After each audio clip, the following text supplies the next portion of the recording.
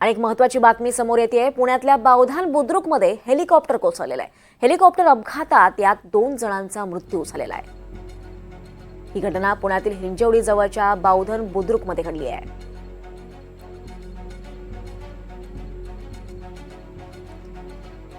यावर अधिक माहिती घेऊयात। आपले प्रतिनिधी राहुल कुलकर्णी आपल्या सोबत आहेत।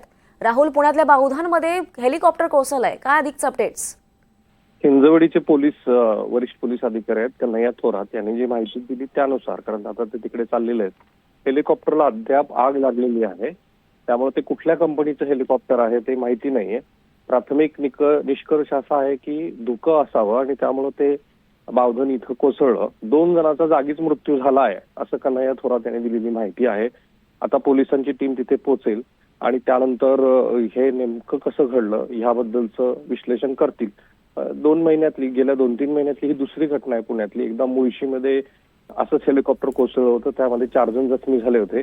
आणि आत्ताची सगळ्यात मोठी बातमी येते ती म्हणजे हिंजवडी जो महत्वाचा कोर भाग आहे पुण्याचा, तिथल्या बावधन बुद्रुकमध्ये हे हेलिकॉप्टर पडलेलं आहे। त्याच्या आणखी तपशील आपण बघतोय की त्यात जसे तपशील येतील तसे, पण आत्ताची माहिती अशी की त्या हेलिकॉप्टरला आग लागलेली आहे आणि त्यामुळे पोलीस कर्मचारी तिथे जे काही रेस्क्यू करणं अपेक्षित आहे इतर सगळ्या लोकांच्या पद्धतीने ते करताना थोडासा अडथळा येतो।